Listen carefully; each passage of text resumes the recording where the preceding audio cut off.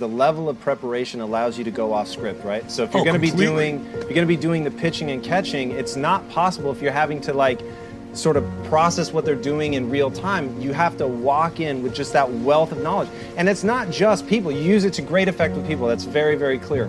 But it isn't just people. It's anything that you're trying to be great at. That's right.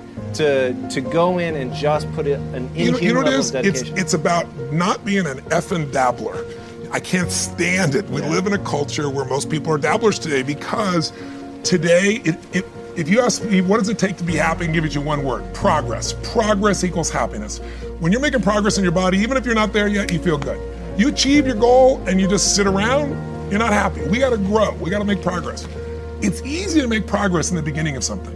In the beginning of a relationship, who doesn't have a good time, right? In the beginning of starting a business, if you love what you're doing, of course you're gonna have a great time. In the beginning, anything, it's easy. A job, it's fun in the beginning, it's novelty, it's new.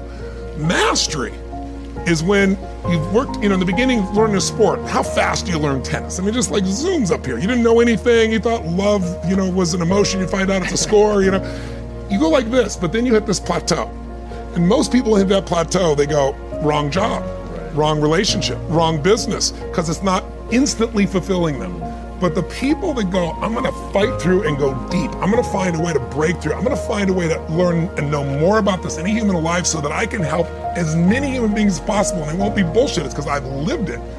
There is a power in mastery. And how many people do you know are really committed to mastery today? Most people dabble in a million things, they master nothing, and they wonder why they're unfulfilled. Because they're running for the sugar, the next thing that feels good, instead of getting past what doesn't feel good and getting to where you own something. That's what my life's about. And I think in people's lives, there's only maybe half dozen, 7, 8 categories that really matter. Most people, they major in minor things. They focus on stuff that doesn't matter. They know more about this celebrity going in and out of rehab than they do about their own personal development. But I look at it and say, if you look at your body, where you're starting, without that, everything else is out the door. You don't want to be richest man in the graveyard. That's not going to do it. If there is energy, if there's vitality, if there's strength, it's going to show up in your relationship. It's going to show up in your business, show up in your life. That's an area you got to master. You can't dabble. It's too important. Emotions are everything. I mean, you got a ton of money, you got everybody loves you, and your primary emotions are pissed off and frustrated, then your life's pissed off and frustrated. It doesn't matter if you got $1 billion or 1 million people loving you, your life is not great. Relationships, intimate relationships especially. It's where the most juice in life comes from, it's where the most pain comes from most people.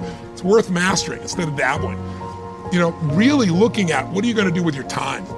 And mastering your time. Instead of having a checklist, you cross it all off, you can mistake movement for achievement. I want to squeeze out of that time what matters, that creates value for me and for everyone I care about and love.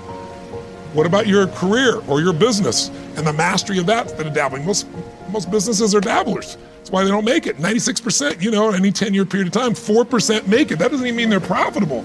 And it does not mean they're enjoying themselves, all right? Or they're getting anybody else to feel good.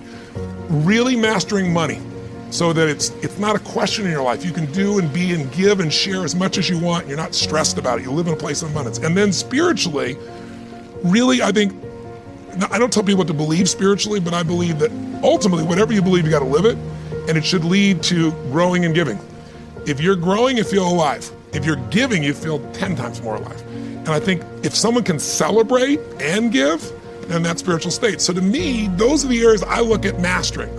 Business, for sure, but it's the areas of life that matter most. And most of where we spend our time doesn't make people feel fulfilled. That's why the average person is not fit and healthy. The average person is not in a relationship where they have tremendous passion. I'm not a dummy, I'm not a positive thinker, I know the truth. The average person is not successful in business. The average person is not earning what they want to earn. But you know what? Very few people have those things, but a few do. A few are happy, fulfilled, spiritually alive, financially strong, their business is growing, they have passionate love affairs, and I'm obsessed with finding the few who do and find out what they do different and teaching to everybody.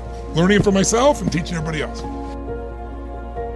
Write down the goals that you want to achieve. Write them down, put them on a 3x5 card, and I want you to use a King James Version Bible and Matthew 7:7, ask and it shall be given, seek and ye shall find, knock and it shall be opened unto you. I want you to write that on one side of the card. On the flip side of the card, I want you to write down one major goal that you want to achieve.